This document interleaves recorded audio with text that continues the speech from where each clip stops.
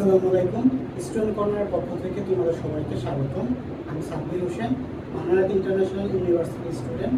আজকে আমরা আলোচনা করব কেমিস্ট্রি প্রথম পত্রের 3 নম্বর চ্যাপ্টারের সংকরায়ন সম্পর্কে। আচ্ছা, সংকরায়ন কাকে বলে? প্রথম প্রশ্ন, সংকরায়ন কাকে বলে? আমরা জানি ভিন্ন শক্তির অরবিটাল সমূহ, আমি আবার বলতেছি, ভিন্ন শক্তির অরবিটাল সমূহ মিলিত হয়ে যে সমশক্তির অরবিটাল গঠন করে, নতুন যে অরবিটাল গঠন করবে তার শক্তি কি হবে? সমান হবে। সমশক্তির যে অরবিটাল গঠন করে তাকে আমরা সংকরায়ন বলে। আচ্ছা, সংকরায়নের অনেকগুলো প্রকারভেদ আছে, যেমন তোমার এসপি সংকরায়ন আছে, একটা এসপি সংকরায়ন, এসপি সংকরায়ন, একটা এসপি সংকরায়ন। দেখো এখানে তোমার একটা এস অরবিটাল, একটা পি অরবিটাল, তাহলে মোট অরবিটাল সংখ্যা হয় কয়টা? একটা এস অরবিটাল, একটা পি অরবিটাল, তাহলে মোট অরবিটাল সংখ্যা হচ্ছে আমার দুইটা, মানে sp সংকরায়নে অরবিটাল হচ্ছে আমার দুইটা। আচ্ছা, তারপর আছে তোমার sp2 সংকরায়ন, sp2 সংকরায়ন, এখানে একটা s অরবিটাল, দুইটা p অরবিটাল, তাহলে মোট অরবিটাল হচ্ছে কয়টা? মোট অরবিটাল হচ্ছে আমার তিনটা, একটা s অরবিটাল, দুইটা p অরবিটাল, মোট অরবিটাল তিনটা। তারপরে হচ্ছে তোমার sp3 সংকরায়ন, sp3 সংকরায়নে দেখো তোমার একটা s অরবিটাল আছে আর তিনটা p অরবিটাল আছে, তাহলে মোট অরবিটাল হয় এখানে চারটা। আচ্ছা, তারপরে তোমার আছে sp3d সংকরায়ন, sp3d সংকরায়নে তোমার একটা s অরবিটাল, তিনটা p অরবিটাল আর একটা তোমার d অরবিটাল আছে, তাহলে মোট অরবিটাল সংখ্যা হয় এখানে আমার চারটা, পাঁচটা হইতেছে, একটা আর এখানে তিনটা, চারটা আর এই d একটা, মোট হয় পাঁচটা অরবিটাল।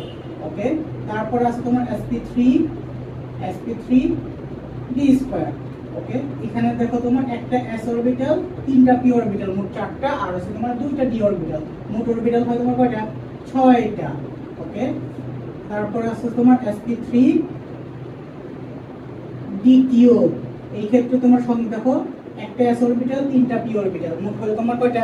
চারটা অরবিটাল, আর এখানে তোমার তিনটা d অরবিটাল, 4 আর 3 তোমার 7টা, তাহলে এখানে তোমার অরবিটাল হচ্ছে মোট 7টা অরবিটাল হয়। ঠিক আছে, এখন তুমি যদি দুটো অরবিটাল পাও তাহলে বলতে পারো তুমি sp সংকরায়ন, তিনটা অরবিটাল পাইলে sp2, আর চারটা অরবিটাল পাইলে sp3, পাঁচটা অরবিটাল পাইলে sp3d।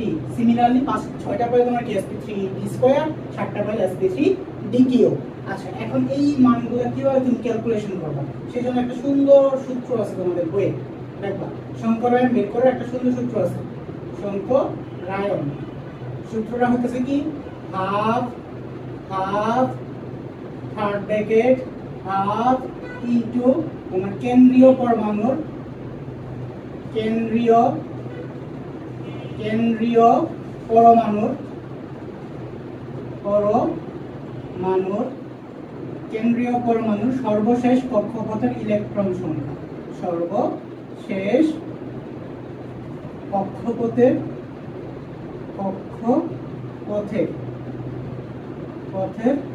ইলেকট্রন সংখ্যা, সর্বশেষ কক্ষপথের ইলেকট্রন সংখ্যা প্লাস এক যোজি প্লাস এক যোজি পরমাণুর সংখ্যা, এক যোজি কি? পরমাণুর সংখ্যা,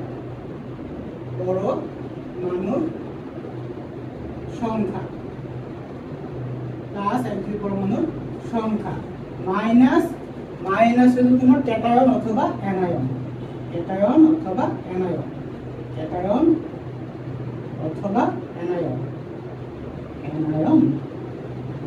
তারপরে তোমার থার্ড ব্র্যাকেটটা ক্লোজ। ওকে, তাহলে আমরা সংকরায়ন বের করার সূত্রটা কি? সংকরায়ন বের করার সহজ সূত্রটা হলো হাফ ইনটু কেন্দ্রীয় পরমাণুর সর্বশেষ কক্ষপথের ইলেকট্রন সংখ্যা প্লাস একযোজি পরমাণুর সংখ্যা মাইনাস কি? ক্যাটায়ন অথবা অ্যানায়ন। এখন আমরা যদি CH4 কল্পনা করি, CH4 মানে কি? মিথেন কত সংকরায়ন হবে সেটা যদি তুমি বের করতে চাও, এখন দেখো এখানে তোমার সহজ একটা ট্রিক্স মনে রাখবা, হাইড্রোজেনের যোজনী কত, মানে হাইড্রোজেনের পারমাণবিক সংখ্যা কত? হাইড্রোজেনের পারমাণবিক সংখ্যা তোমার 1, আর ইলেকট্রন নিয়ে যদি করো ইলেকট্রন নিয়ে হয় 1s1, আর ইলেকট্রন আছে তোমার একটা, তাহলে যোজনী কত হবে? হাইড্রোজেনের যোজনী চোখ বন্ধ করে তোমার কত? 1, তাই না? আচ্ছা, তাহলে তুমি এখানে CH4 মিথেনের মধ্যে একযোজি পরমাণু পাই গেল, একযোজি পরমাণু হলো আমার হাইড্রোজেন। আচ্ছা, তাহলে তোমার আমি কি এখানে শর্ট ট্রিক্স অ্যাপ্লাই করব? একযোজী পরমাণুর সাথে কি আছে? একযোজী পরমাণুর সাথে আছে তোমার কার্বন। তাহলে কার্বন হচ্ছে তোমার কি কেন্দ্রীয় পরমাণু। তাহলে টেকনিকটা কি হলো? একযোজী পরমাণুর সাথে যা থাকবে সেটাই তোমার কেন্দ্রীয় পরমাণু। হাইড্রোজেন হচ্ছে একযোজী পরমাণু, হাইড্রোজেনের সাথে তোমার কার্বন আছে, তাহলে কার্বন কি কেন্দ্রীয় পরমাণু। আমার লাগবে কি কেন্দ্রীয় পরমাণুর সর্বশেষ কক্ষপথের ইলেকট্রন সংখ্যা। কার্বন যেহেতু কেন্দ্রীয় পরমাণু, তাহলে ওর ইলেকট্রন বিন্যাসটা করো।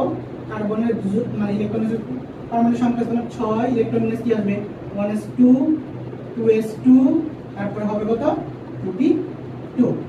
দেখো কার্বনের সর্বশেষ কক্ষপথ বলতে কিন্তু 2p বোঝায় না।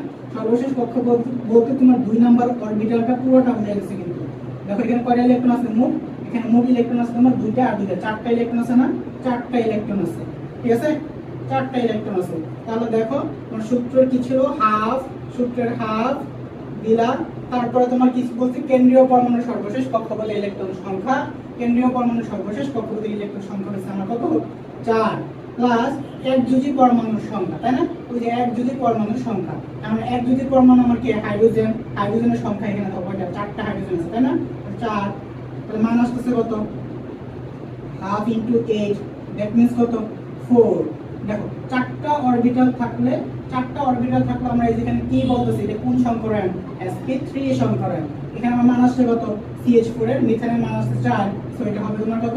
sp3 সংকরায়ন। ঠিক আছে? আশা করি তোমরা এই সহজ জিনিসটা বুঝতে পারছো। সিমিলারলি তোমরা এই যে NH3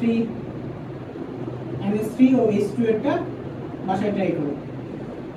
আচ্ছা, এখানে তোমার কোনো ক্যাটায়ন অ্যানায়ন আমি ইউজ করি না, আরেকটা ইউজ করতেছি। দেখো আরেকটা তোমাদের বোঝার জন্য করে দিয়েছি ক্যাটায়ন অ্যানায়ন ইউজ করে। ওকে, আমরা যদি আরেকটা করি,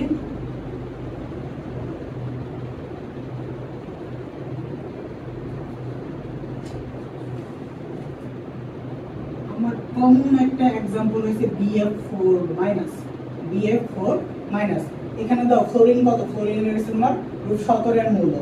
ফ্লোরিন কি গ্রুপ 17 এর মৌল? আমরা জানি গ্রুপ 17 এর মৌলগুলো কি করে? একটা ইলেকট্রন গ্রহণ করে। ফ্লোরিন, ক্লোরিন, ব্রোমিন, আয়োডিন সবগুলো তোমার কি দুজনে হবে তোমার এক। তাহলে একযোজী পরমাণু আমি এখানে ইজিলি পেয়ে গেছি। ফ্লোরিন এর তোমার কি একযোজী পরমাণু, তার সাথে কি আছে? বোরন। তার মানে বোরন আমার কি কেন্দ্রীয় পরমাণু। আচ্ছা, এখন লাগবে কি? বোরন কেন্দ্রীয় পরমাণু সর্বশেষ কক্ষপথের ইলেকট্রন বিন্যাসটা লাগবে আমার। বোরন রয়েছে তোমার কত? 5, 1s2 2s2, তারপরে হবে কত? 2p1। তাহলে দেখো বোরনের সর্বশেষ কক্ষপথে কয়টা ইলেকট্রন আছে আমার? মাত্র 3টা ইলেকট্রন আছে, ঠিক আছে? ওকে, তারপরে দেখো আমরা সূত্র অ্যাপ্লাই করি। এখন হাফ আসতেছে সূত্রের, তারপরে তোমার থার্ড ব্র্যাকেট দিলাম। বোরনের মানে কেন্দ্রীয় পরমাণু সর্বশেষ কক্ষপথে ইলেকট্রন সংখ্যা আছে আমার কত? 3। বোরনের হইছে 3 দিলাম তোমার 3, তারপরে হইছে তোমার কি প্লাস, সূত্রের প্লাস বসাই দিলাম। একযোজী পরমাণুর সংখ্যা, একযোজী পরমাণু হইছে আমার ফ্লোরিনের এখানে সংখ্যা আছে আমার কয়টা? ফ্লোরিন আছে আমার 4টা, 4 দিয়ে দিলাম, সেকেন্ড ব্র্যাকেট ক্লোজ। তারপরে তোমার সূত্রের মাইনাস দিলাম। ক্যাটায়ন অথবা অ্যানায়ন, এখানে কি আছে আমার? যেহেতু মাইনাস আছে তার মানে কি অ্যানায়ন আছে। মাইনাস কত? কিছু নাই মানে মাইনাস মানে 1 আছে এখানে, ঠিক আছে? তার মানে আমরা এখানে দিতে হবে -1 দিলাম। তারপর তোমার থার্ড ব্র্যাকেট ক্লোজ করে দিই। ওকে, এখন যে কত আসে? হাফ 3 4 কত? 7 মাইনাস 1 হয়ে যাবে +1, তাহলে কত আসছে? 8 আসছে, তাই না? হাফ ইনটু 8, দ্যাট মিন্স কত? 4। আর যদি 4 যদি আসে, আমরা কি জানি? 4 আসে তোমার সংকরায়ন হবে কত? sp3 সংকরায়ন। তাহলে এটাও কি sp3 সংকরায়ন হয়। আশা করি আমরা সবাই বুঝতে পারছি। সিমিলারলি তোমরা এই যে আরেকটা করে রেখো NH4+, এটা দিকে করে রেখো, দেখবা আশা করি তোমরা এই sp3 সংকরায়ন হবে। এটাও তোমরা ট্রাই করে বসে দেখবা sp3 সংকরায়ন হয়। আজকে এই পর্যন্তই। আর নেক্সট ক্লাসে আমরা sp3 সংকরায়নের ইন ডিটেইলস আলোচনা করব। সেই ক্লাস দেখার জন্য আমন্ত্রণ রইল। আসসালামু আলাইকুম।